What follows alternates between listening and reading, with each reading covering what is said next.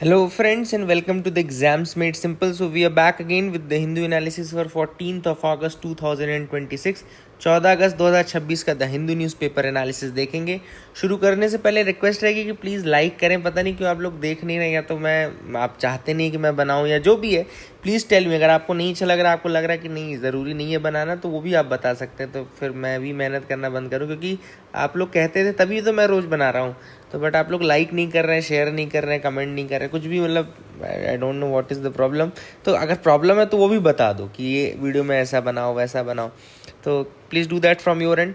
और कल के पहले हम कोट्स देख लेते हैं जो दो ही लोगों ने लिखे थे। प्रद्युम्न ने लिखा था agriculture in India is victim of its own success. ये मैंने इसलिए लिया क्योंकि इट कैन बी ऐसे टॉपिक एज वेल। अच्छा टॉपिक है, ऐसे का भी टॉपिक हो सकता है एग्जैक्टली इसी टाइटल के साथ, तो इसमें अगर आप लोग लिखना चाहें तो वो भी ट्राई कर सकते हैं। और शिखा ने लिखा था the most difficult thing is the decision to act, the rest is merely tenacity. Amelia Earhart का ये कोट था। तो these two were the quotes of the day. ये आप अगर यूज़ करना चाहें कहीं पे तो यूज़ कर सकते हैं। आज भी लिखना चाहें तो ज़रूर लिखिएगा कोट ऑफ द डे आप लोग अपना। ठीक है, स्टार्ट करते हैं आज की न्यूज़ एनालिसिस को। पहली न्यूज़ है merchandise export surge by 20% as India diversifies trade. तो अब यहाँ पे इंडिया जो है उसने उसका अपना एक्सपोर्ट जो है वेस्ट एशिया में रिकवर किया है, स्पेशली जुलाई में, क्योंकि उसके पहले तक क्या था कि जो ईरान का कॉन्फ्लिक्ट चल रहा था, पूरा वेस्ट एशिया का पार्ट जो था वहाँ पे शिपिंग लाइंस बहुत बंद थी। ठीक है, लेकिन थोड़ा सा जैसे ही वॉर स्लो डाउन हुआ तो शिपिंग लाइंस रीरूट हो गई, थोड़ा रीरूटिंग भी हुई है, प्लस थोड़ा वॉर का भी इम्पैक्ट कम हुआ है। तो several countries have been exported. वहाँ पे हमने केन्या की तरफ भी भेजा है, चाइना की तरफ भी भेजा है, तो ये सारी चीज़ें हैं। हालांकि ट्रेड डेफिसिट अभी भी है, ऐसा नहीं कि ट्रेड डेफिसिट अभी नहीं है, ट्रेड डेफिसिट अभी भी है। ट्रेड डेफिसिट का मतलब क्या होता है? Export minus import. अगर आप देखो ट्रेड डेफिसिट क्या होता है, अगर आप एक्सपोर्ट माइनस इंपोर्ट कर रहे हो तो ये वैल्यू जो आ रही है किस में आ रही है? ये वैल्यू आ रही है निगेटिव में। ये वैल्यू निगेटिव मतलब कि आपका एक्सपोर्ट कम है और इंपोर्ट अगर ज़्यादा है, अगर ये वैल्यू निगेटिव में आ रही है तो इसको हम क्या बोलते हैं? Trade deficit. We call this trade deficit. Merchandise export का मतलब क्या होता है? तो मर्चेंडाइज एक्सपोर्ट, एक्चुअली मर्चेंडाइज वो चीज़ें जो जो जो हार्ड प्रोडक्ट्स, मतलब फिनिश्ड प्रोडक्ट्स बनते हैं ना, जैसे ये आपके जितने भी कंप्लीट क्लॉथ हो गए, क्लोथिंग हो गई, या कहना चाहिए जितने भी आप ऐसे यूजेबल ड्यूरेबल गुड्स यूज़ करते हैं, वो सारे आपके मर्चेंडाइज में आते हैं। ठीक है ना। अब यहाँ पे एक चीज़ और, एक कंसेप्ट है यहाँ पे पीएमआई, एक टर्म मेंशन्ड है PMI. PMI is purchasing managers index. Purchasing managers index होता है। अब ये परचेजिंग मैनेजर इंडेक्स क्या होता है? Let me tell you that also. देखो यहाँ पे लिखा है, हाँ, परचेजिंग मैनेजर इंडेक्स। तो इट्स बेसिकली एक सर्वे होता है जिसमें कि मैन्युफैक्चरिंग और सर्विसेज एक्टिविटीज़ जो होती हैं उनमें देखा जाता है कि कितना ग्रोथ हुआ है। तो अगर उसकी वैल्यू, अगर इस परचेजिंग मैनेजर इंडेक्स की वैल्यू 50 से ज़्यादा आ रही है तो एक्सपेंशन माना जाता है। अगर इसकी वैल्यू 50 से कम आती है तो कॉन्ट्रैक्शन माना जाता है, मतलब इंडस्ट्री कॉन्ट्रैक्ट कर रही है। इंडिया में HSBC स्टैंडर्ड एंड ये जो S&P है ग्लोबल, वो कैलकुलेट करते हैं इसको, है ना, PMI को, परचेजिंग मैनेजर इंडेक्स को। अभी जो मर्चेंडाइज एक्सपोर्ट हुआ है उसमें 19.6% का ईयर ऑन ईयर ग्रोथ आपको देखने को मिला है। ग्रोथ क्यों बढ़ी है? Because of diversification of the export destinations. जैसे चाइना में हमारे एक्सपोर्ट बढ़े हैं, Singapore, Japan, south Korea, Taiwan, Vietnam, Austria, Malaysia, Africa में केन्या और तंजानिया में तो बहुत बड़ी ग्रोथ देखने को मिली है। तो ये रीजंस हैं कि हमने डाइवर्सिफिकेशन थोड़ा सा किया है। वेस्ट एशिया का ट्रेड हमारा रिकवर हुआ, जो मैंने आपको दूसरा रीज़न बताया था। ट्रेड डेफिसिट हालांकि हमारा अभी भी है, वो भी मैंने आपको बता दिया। आई hope you got clarity regarding that. And services export growth जो है वो अभी कम हुई है HSBC के अकॉर्डिंग, जो PMI मैंने आपको सर्वे बताया, तो उसमें सर्विसेज में इतनी ज़्यादा ग्रोथ देखने को नहीं मिली है। ठीक है, इसको याद रखिएगा। I hope you got clarity regarding that as well. ये उसका ग्राफ है एक्सपोर्ट और इंपोर्ट का। पहले आप देख सकते हैं एक्सपोर्ट इंपोर्ट कितना है, क्यूमुलेटिव 4 मंथ जो है। तो इंपोर्ट भी ऐसा नहीं कि कम हुआ है, लेकिन ट्रेड डेफिसिट इसीलिए तो बढ़ रहा है, ट्रेड डेफिसिट अभी भी ज़्यादा हुआ है। ठीक है, दूसरी जो न्यूज़ थी वो थी रिटेल इन्फ्लेशन को लेकर के। कल भी मैंने आपको बताया था कि रिटेल इन्फ्लेशन जो रहता है वो कौन निकालता है? वो आपका ministry of statistics and programme implementation के अंतर्गत निकाला जाता है। और इसको निकालते हैं हम किस में? CPI में। CPI ने कि ये आपका ये कंज्यूमर प्राइस इंडेक्स के बेसिस पे निकालते हैं। ठीक है ना। और ये न्यूज़ ये है बेसिकली कि जो RBI का टारगेट था 4% से, उससे, ये एक्चुअली एडिटोरियल पार्ट में आया था, आज एडिटोरियल पार्ट में है, उसको आर्टिकल को मैंने इसमें कन्वर्ट कर दिया है। ठीक है, तो आप देख सकते हैं कि जो रिटेल इन्फ्लेशन है वो 4.45% था और ये हमारे जो 4% का नॉर्मल टारगेट रहता है उससे अबव है। हालांकि जो टॉलरेंस बैंड है उसमें है 4 ±2 में है, टॉलरेंस बैंड में है, बट वो तो +-2 जो है वो फिर वो उसकी वो बढ़ाती है ना। ओवरऑल तो हम 4% रखना चाहते हैं, तो that is the thing which is there. इसी में कोर इन्फ्लेशन का भी था। कोर इन्फ्लेशन में फूड और फ्यूल नहीं होता है, ये याद रखना, क्योंकि फूड और फ्यूल को वोलाटाइल माना जाता है, इसलिए फूड और फ्यूल को इंक्लूड नहीं किया जाता है कोर इन्फ्लेशन में। वो हेडलाइन इन्फ्लेशन में इंक्लूडेड रहते हैं, याद रखना, हेडलाइन इन्फ्लेशन में रहते हैं। जैसा कि मैंने आपको बताया कि इन्फ्लेशन मेजर होता है, रिटेल इन्फ्लेशन होता है कंज्यूमर प्राइस इंडेक्स में और बेस है इसका 2012 का। होलसेल प्राइस इंडेक्स भी एक दूसरी चीज़ होती है जिसमें होलसेल उसका इन्फ्लेशन देखा जाता है, ठीक है। आरबीआई का जो टारगेट है इन्फ्लेशन टारगेटिंग का वो है 4 ±2%, जो कि मॉनेटरी पॉलिसी कमेटी, जो कि आरबीआई एक्ट 1934 के अंतर्गत आती है, उसके द्वारा मॉनिटर किया जाता है, ठीक है ना। I hope you got clarity. And repo rate जो है वही इनका पॉलिसी रेट है, याद रखिएगा। ये वो रेट होता है जिसमें आरबीआई लेंड करता है short term fund to the bank. Banks को शॉर्ट टर्म फंड जो है वो आरबीआई रेपो रेट पे सर्व करता है, एंड यही इसका की पॉलिसी टूल है, की मॉनेटरी पॉलिसी टूल है। I hope you got clarity regarding that as well. आपको समझ में आ गया होगा। आगे मूव करते हैं, देखते हैं और क्या इंपॉर्टेंट न्यूज़ आर्टिकल है जिनके बारे में हमको डिस्कस करना है। तो आप मेरे साथ बिल्कुल आगे बढ़ सकते हैं। न्यूज़पेपर आप भी अपना उठाइए, मैं भी उठाता हूँ। AI speech recognition model trend on 65 Indian languages and dialects released. अब AI स्पीच रिकॉग्निशन मॉडल है, तो ये रिसर्चर्स हैं जो IISc यानी कि Indian institute of science inspire lab के जो हैं, उन्होंने कोलैबोरेशन किया है आर्ट पार्क के साथ एंड गूगल के साथ, और रिलीज़ किया है श्रावणी को। श्रावणी लिख लेना अपने नोट्स में, है ना, let me right it down.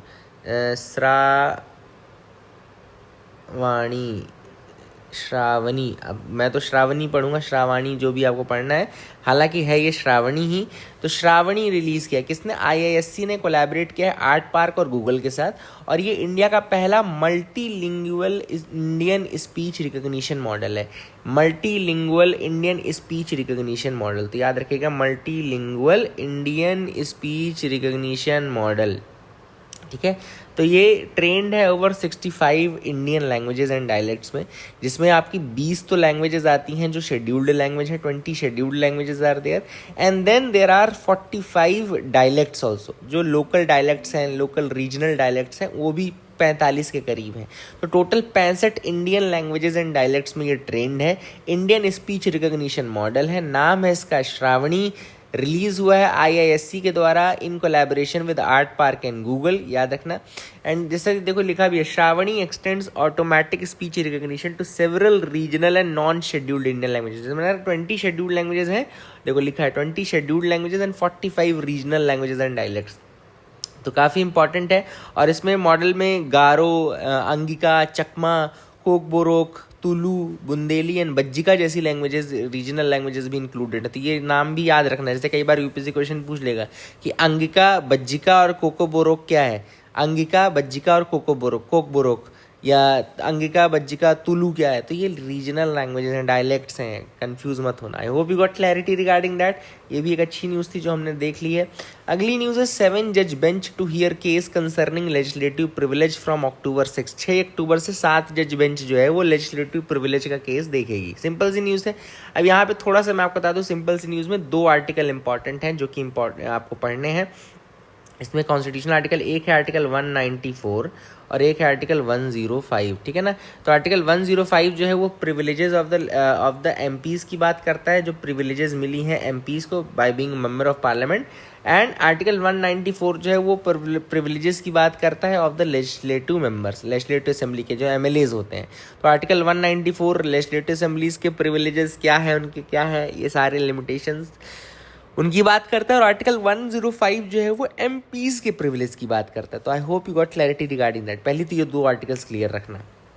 अब थोड़ा सा मैं आपको इस केस पे आता हूँ कि इसमें हुआ क्या है। बेसिकली ये केस का ओरिजिन है 2003 में। द हिंदू के एक एडिटोरियल में तमिलनाडु की सीएम थी तब जयललिता, उनके बारे में असेंबली में कुछ कहा गया था और उसका एक एडिटोरियल आया था द हिंदू में, तो कि ये ऐसा है। तो आर्टिकल 194 के अंतर्गत उस समय 5 जर्नलिस्ट का अरेस्ट वो किया गया था, including the editor of the Hindu N. Ravi. ठीक है ना। ये बोल करके कि आर्टिकल 194 जो है वो प्रोहिबिट करता है किसी को भी कि वो पार्लियामेंट की असेंबली लेजिस्लेटिव असेंबली में जो कुछ भी कहा गया है वो प्रिविलेज होता है एमएलए का, उसके रिगार्डिंग आप फॉल्स पब्लिकेशन या कुछ ऐसा नहीं कर सकते हो। तो उन्होंने कहा कि भाई आपने ऐसा किया, आपने डिस्टॉर्ट किया जो हमने बोला है, और 5 जर्नलिस्ट का अरेस्ट उन्होंने किया था। तब हालांकि सुप्रीम कोर्ट ने उस अरेस्ट को रोक दिया, है ना, और ये मैटर रेफर हुआ एक 5 जज बेंच की तरफ, है ना। 5 जज बेंच ने अपना कुछ कहा होगा, लेकिन फिर तब भी ये क्लियर नहीं है कि लेजिस्लेटिव प्रिविलेज ज़्यादा है या आर्टिकल 19 के अंदर जो फ्री स्पीच है। एक्चुअली अब ये फ्रीडम ऑफ प्रेस जो है वो आर्टिकल 19 से आता है। फ्रीडम ऑफ प्रेस कहाँ से आता है? ये आपका आर्टिकल 19 से आता है। तो आर्टिकल 19 के अंदर फ्रीडम ऑफ प्रेस है, और आर्टिकल 194 के अंदर लेजिस्लेटिव प्रिविलेज है। 194 के अंदर 3 जो क्लॉज है लेजिस्लेटिव प्रिविलेज है। तो इन दोनों में ज़्यादा बड़ा क्या है? तो एक्चुअली 7 जज बेंच यही डिसाइड करने वाली है कि इन दोनों में ज़्यादा इंपॉर्टेंट क्या है, whether it is the right to freedom of speech जो कि 19 के अंदर आ रहा है, प्रेस फ्रीडम, या फिर जो असेंबली में कहा जा रहा है वो। तो इसलिए ये चीज़ इंपॉर्टेंट है। I hope you got clarity regarding that as well. I hope आपको समझ में आ गया होगा। काफ़ी अच्छा ये आर्टिकल था। आगे मूव करते हैं, देखते हैं और क्या इंपॉर्टेंट। सुमित सरकार, ये one of my most favourite Indian history writer. Actually मैंने जो मॉडर्न इंडिया की किताब पढ़ी है वो सुमित सरकार जी की ही पढ़ी है। तो रेड कलर की वो बुक आती है, आज भी मेरे पास रखी है।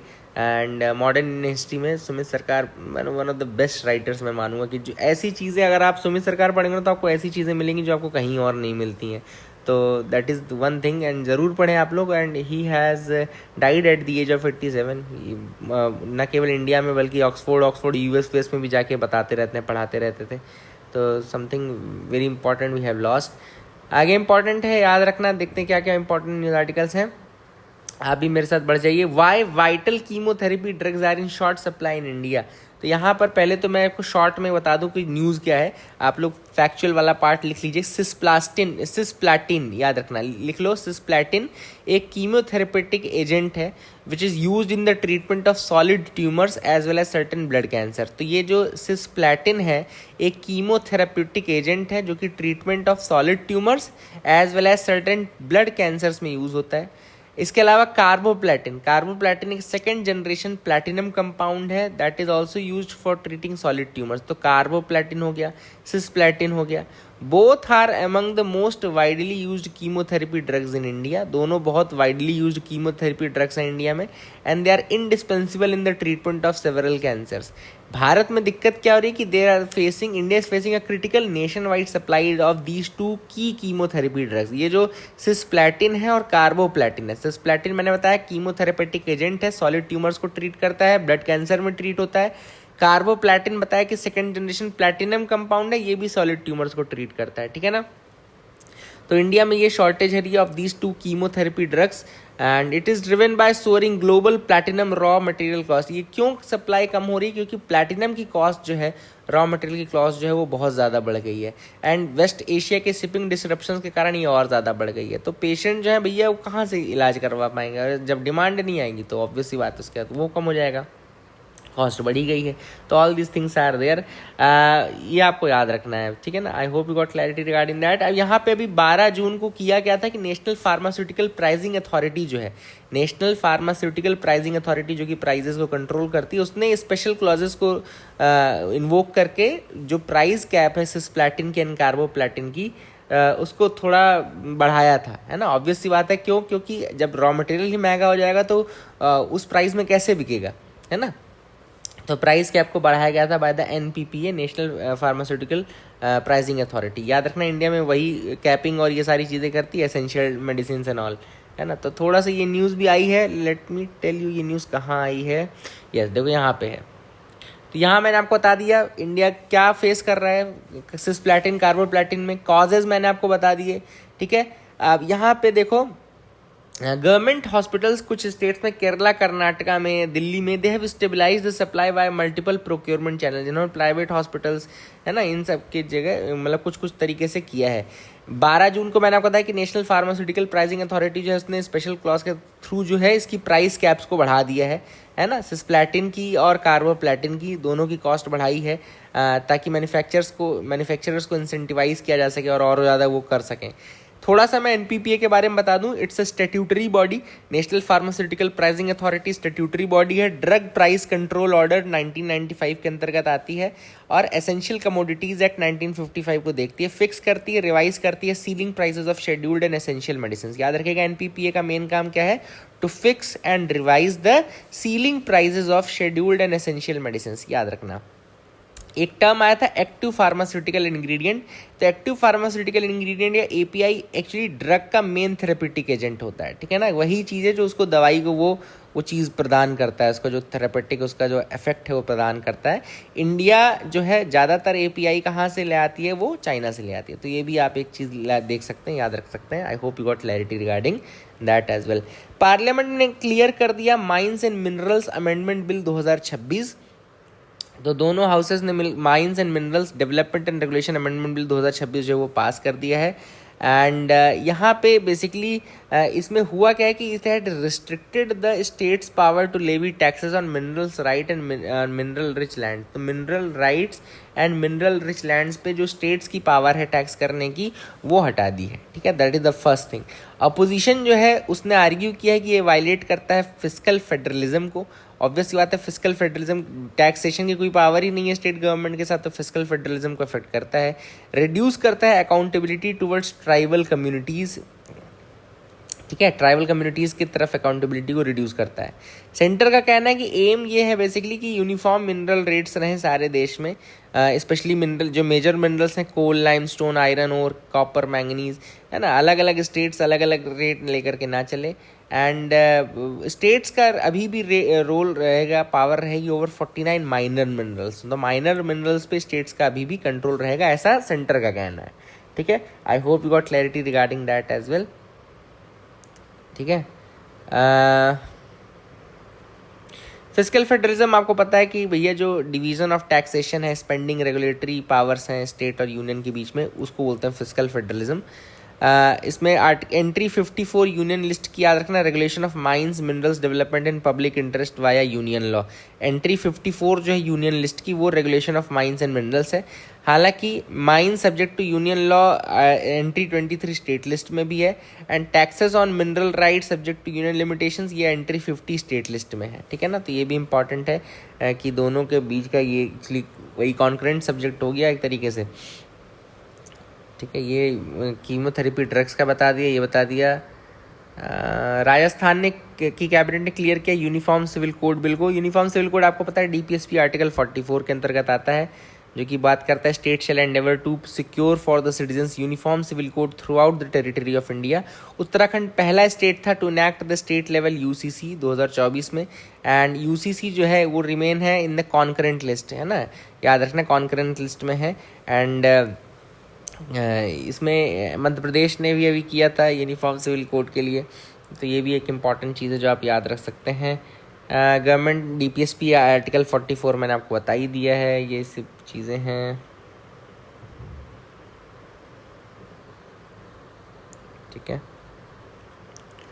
कावेरी के बारे में फिर आया था, तो कावेरी का आप देख लीजिए, ओरिजिन ताल कावेरी ब्रह्मगिरी रेंज कोडागू डिस्ट्रिक्ट कर्नाटका में है। कोर्स इसका कर्नाटका, तमिलनाडु, फिर बे ऑफ बंगाल। ट्रिब्यूटरीज में हरंगी, हेमावती, कबिनी, भवानी, नोयाल, अमरावती, लक्ष्मण तीर्थ, कबिनी, ये सारे डेल्टा बनाता है, ये राइस बॉल ऑफ तमिलनाडु कहलाता है थंजावुर के पास, ये सब इंपॉर्टेंट है। आर्टिकल 262 इंपॉर्टेंट है, पार्लियामेंट में by law adjudicate disputes over Indian inter state river water, article 262 याद रखना, और inter state river water dispute act 1956 याद रखना, तो ये इंपॉर्टेंट है। और स्टेट लिस्ट में वाटर जो है एंट्री 17 में है, एंड यूनियन लिस्ट में एंट्री 56 जो है वो regulation of inter state rivers in public interest है, ठीक है। तो I hope you got clarity regarding that as well, ये भी समझ में आ गया होगा। इसके अलावा कोई और न्यूज़ आर्टिकल है क्या, तो मैं एक बार देख लेता हूँ। यहाँ पे एक एडिटोरियल आता है, यूरोप का एआई रूल में बिकम इंडियाज अपॉर्चुनिटी। तो यूरोप ने एआई एक्ट, यूरोपियन यूनियन ने एआई एक्ट 2024 इंट्रोड्यूस किया है 2024। अब देखो यहाँ पे ऑथर का ये कहना है, सिंपल सी बात बता रहा हूँ, ऑथर का क्या कहना है कि जो एआई रूल है यूरोप का, उसमें हम क्या कर सकते हैं, इंडिया में चूँकि लीगल एक्सपर्ट्स बहुत अच्छे हैं, इंडिया में लीगल एक्सपर्ट्स अच्छे हैं, हमको लीगल नॉलेज काफ़ी ज़्यादा है, तो what we can do is that we can use it as opportunity है ना, हम यूरोपियन कंपनीज़ को उस एआई एक्ट के, एआई रूल के थ्रू, मतलब उसकी जो पूरी प्रोसेस है उसको समझाने के लिए अपने जो लीगल सर्विसेज हैं वो प्रोवाइड कर सकते हैं। तो अभी क्या है, हमको लग रहा है एक तो हम इस यू के एआई लॉ को हम इंडिया में भी यूज़ कर सकते हैं, प्लस अपने जो एआई हमारे यहाँ जो एक्सपर्ट्स हैं, लीगल एक्सपर्ट्स हैं, वो एज अ सर्विस इसको प्रोवाइड कर सकते हैं इस अपॉर्चुनिटी को। तो देखो ये जो लिखा है ना, ईयू का रूल हमारे लिए अपॉर्चुनिटी बनता है, तो हम वही बोल रहे हैं कि मैं ईयू को मतलब दूसरी कंट्रीज़ में भी लॉ फ्रेमिंग में मदद कर सकते हैं और ईयू में जो कंपनीज हैं उनको भी मदद कर सकते हैं। तो all this things are there. I hope you got clarity regarding that as well, समझ में आ गया होगा। That is it for the day friends, keep loving us, keep sharing us. अगर आपको अच्छा लगा हो तो लाइक शेयर ज़रूर करें। Thank you and have a nice day.